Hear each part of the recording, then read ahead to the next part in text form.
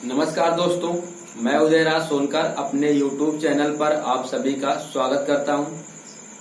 हम अपने पिछले वीडियो में बात कर रहे थे नदियों के बारे में। हमने हिमालय से निकलने वाली नदियों के बारे में बात कर लिए और हम बात कर रहे थे कि दक्षिण भारत की नदियां कौन कौन सी होती है, यानी प्रायद्वीपीय नदियों के बारे में बात कर रहे थे।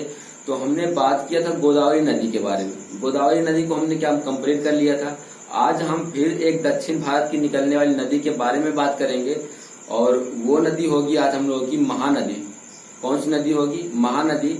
तो इस चैनल पे जो लोग नए हैं, जो चैनल को सब्सक्राइब नहीं किए हैं, वो इस चैनल को सब्सक्राइब कर लें और बेल आइकन को प्रेस कर लें ताकि उन्हें इस तरह के वीडियो की नोटिफिकेशन मिलती रहे।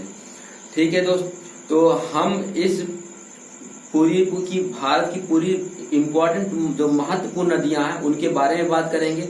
फिर उसके बाद हम लोग किसी अन्य टॉपिक किसी अन्य चैप्टर की बात करेंगे। ठीक है दोस्त, तो आइए आज की इस वीडियो में हम लोग बात करते हैं पहले किस नदी के बारे में? महानदी के बारे में, जो दक्षिण भारत की नदी है और एक इम्पोर्टेंट नदी है। ठीक है, आइए समझते हैं हम लोग महानदी को।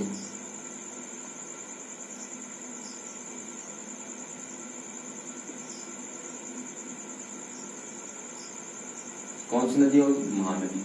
तो सबसे पहले हम लोग नदी को, अगर किसी भी नदी की बात करते हैं तो उसके उद्गम स्थल की बात करते हैं। किसकी बात करते हैं? उद्गम स्थल की बात करते हैं कि ये नदी निकलती कहाँ से। ठीक है, तो ध्यान से देखिएगा यहाँ पे कि ये जो नदी है वो निकलती कहाँ से, इस नदी का उद्गम कहाँ से होता है।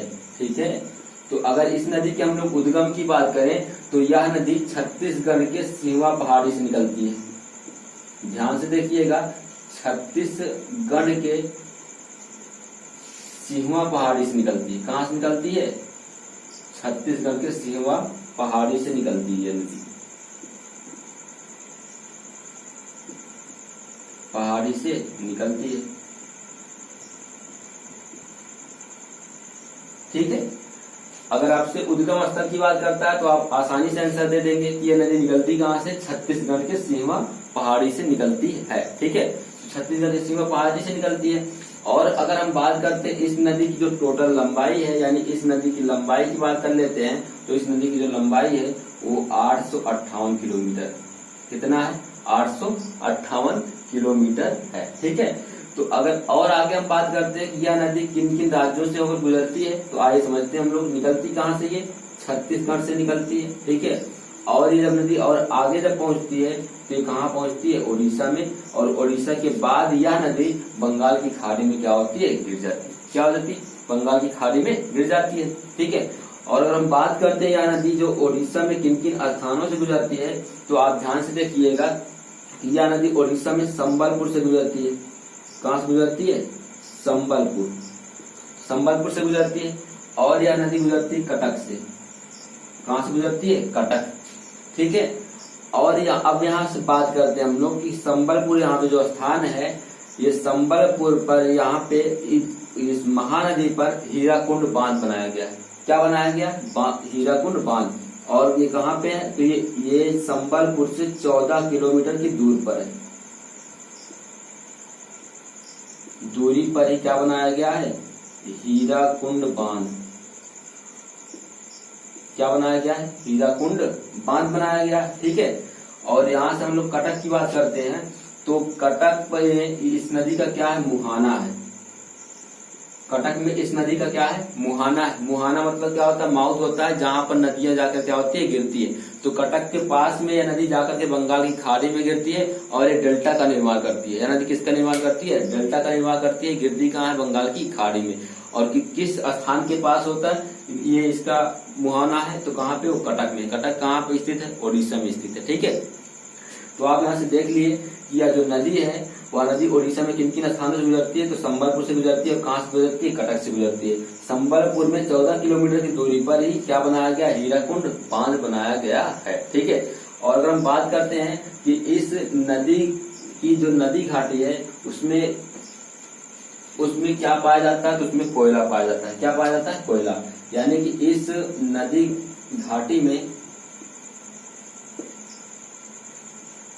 नदी घाटी में कोयला पाया जाता है। क्या पाया जाता है? कोयला। क्लियर है जी? अब यहाँ पे आप देख सकते हैं कि यह जो नदी है निकलती कहाँ से है, तो छत्तीसगढ़ के सीमा पहाड़ी से निकलती है।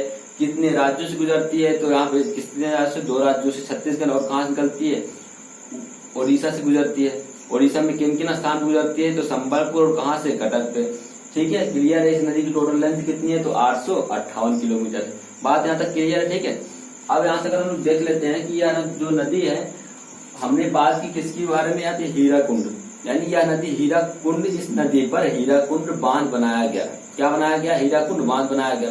तो आइए कुछ पॉइंट हम लोग हीराकुंड बांध के बारे में भी जान लेते हैं, ठीक है। तो यहाँ समझते हैं हम लोग हीराकुंड बांध के बारे में।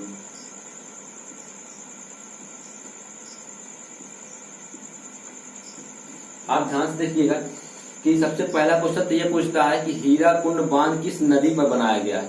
क्या पूछता है क्वेश्चन कि हीराकुंड बांध किस नदी पर बनाया गया है। यह क्वेश्चन कई बार एग्जाम में पूछा जा चुका है। तो यह जो बांध है वो किस नदी पर बनाया गया है, महानदी पर बनाया गया, ठीक है। और अगर हम लोग बात करें इस बांध के बारे में, तो यह जो बांध है, यह बांध विश्व का सबसे लंबा बांध है। कैसा बांध है, विश्व का सबसे लंबा बांध है। विश्व का सबसे लंबा बांध।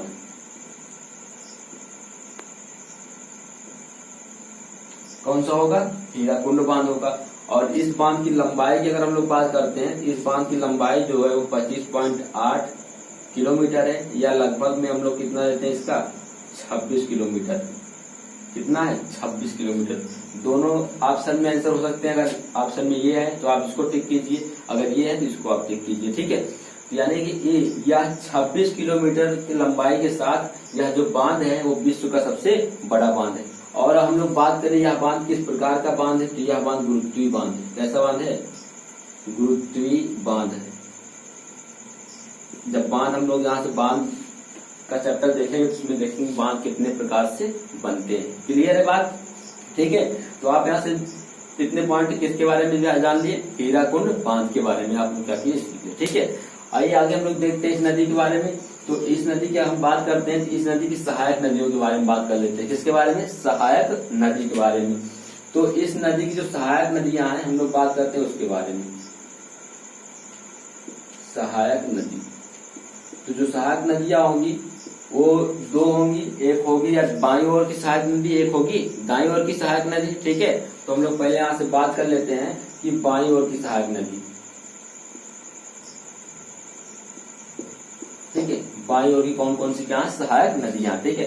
तो बाईं ओर की अगर सहायक नदी की बात करें हम लोग, तो पहली जो नदी है वो है शिवनाथ नदी। कौन सी नदी, शिवनाथ। और अगर हम लोग दूसरी नदी की बात करें तो यहाँ पे दूसरी नदी जो है वो हसदेव है। कौन सी नदी है, हसदेव है। और तीसरी नदी की बात करते हैं हम लोग, कौन सी है, मड है, ठीक है। और चौथी नदी की हम लोग बात करते हैं डूब है, ठीक है। ये जो नदी है ये इसकी क्या है, बाईं ओर की सहायक नदी है। किसकी बाईं ओर की सहायक नदी है, महानदी की बाईं ओर क्या है, सहायक नदी है, यानी लेफ्ट ट्रिब्यूटरी है, ठीक है। अगर हम लोग दाईं ओर की बात करें तो आप यहाँ ध्यान से देखिएगा कि दाईं ओर की कौन कौन सी सहायक नदियां हैं। तो दाईं ओर की जो सहायक नदियां हैं वो जो नदी है, पहली जोंक नदी है और दूसरी तेल नदी।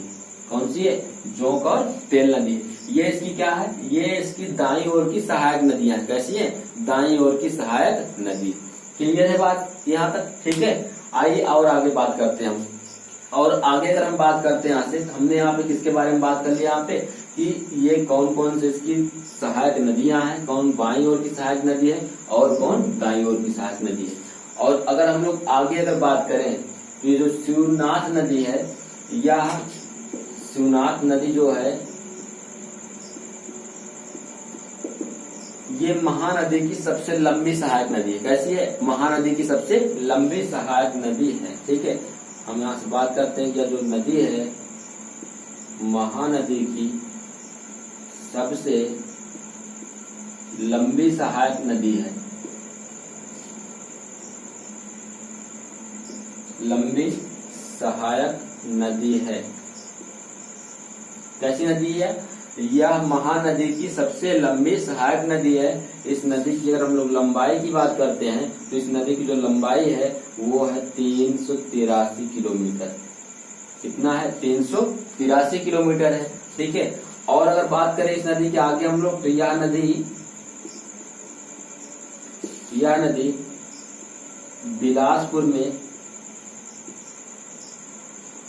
बिलासपुर में महानदी से मिलती है।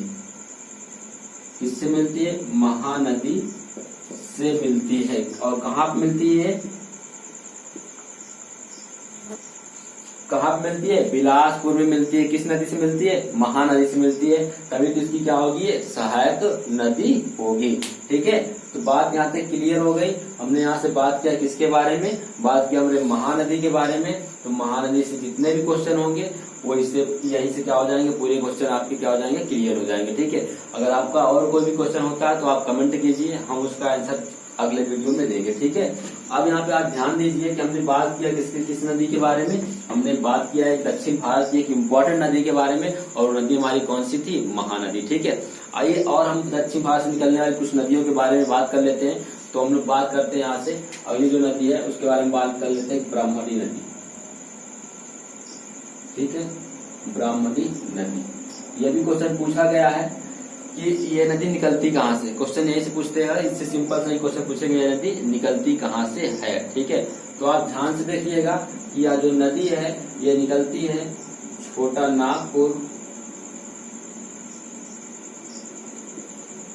नागपुर पठार के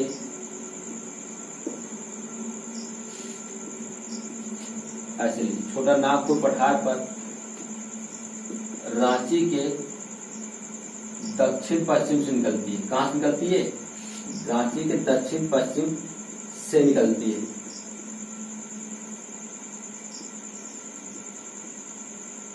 कहां से निकलती है? तो छोटा नागपुर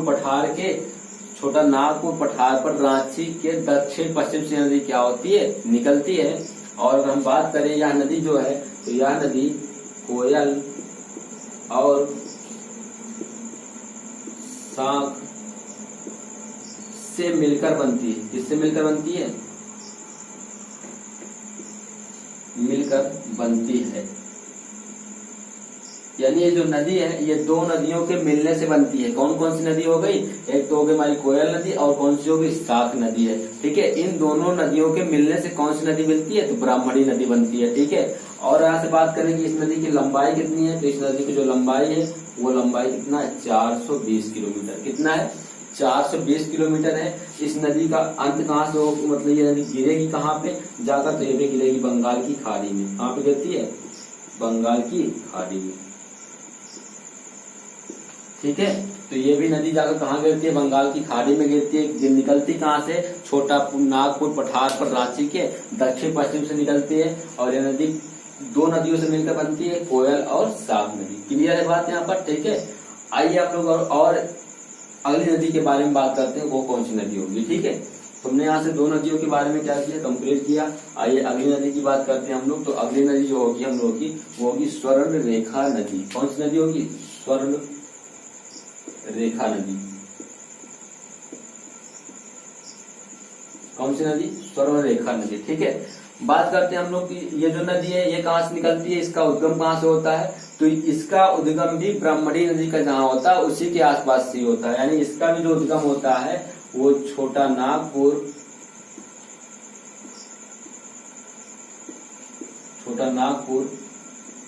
पठार पर रांची के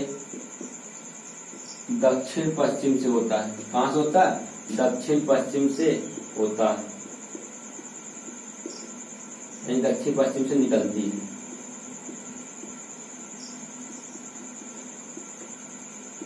ठीक है, तो ये भी नदी कहाँ से निकलती है? यह नदी निकलती छोटा नागपुर पठार के पर रांची, यानी छोटा नागपुर पठार पर रांची के दक्षिण पश्चिम से यह नदी क्या होती है?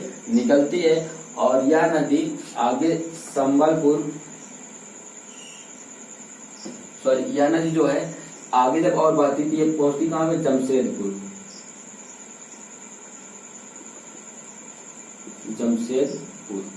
यह नदी जमशेदपुर से गुजरती है। कहाँ से गुजरती है? जमशेदपुर से गुजरती है। और यह बालासोर के पास, यह नदी बालासोर के पास बंगाल की खाड़ी में गिरती है। बंगाल की खाड़ी में गिरती है। कहाँ पे गिरती है नदी? तो यह नदी बालासोर के पास बंगाल की खाड़ी में गिरती है। तो हमने यहाँ से बात किया किस नदी के बारे में? स्वर्णरेखा नदी के बारे में। निकलती कहाँ से है? तो छोटा नागपुर पठार पर रांची के दक्षिण पश्चिम से निकलती है और यह नदी जमशेदपुर से होकर गुजरती है। बालासोर के पास यह नदी बंगाल की खाड़ी में गिरती है। तो आज के इस वीडियो में हमने बात किया दक्षिण भारत की 3 महत्वपूर्ण नदियों के बारे में, महानदी, ब्राह्मणी नदी और स्वर्णरेखा नदी। ठीक है दोस्त, तो इसी के साथ इस वीडियो का हम लोग आज अंत करते हैं और मिलते हैं नेक्स्ट वीडियो में और दक्षिण भारत की नदियों के साथ में मिलेंगे। तो क्लियर है दोस्त, तो आप इस तीनों नदियों को कंप्लीट कीजिए और हम लोग अगले वीडियो में मिलते हैं और अगली नदी के बारे में। ठीक है दोस्त, तो बाय बाय, टेक केयर, धन्यवाद।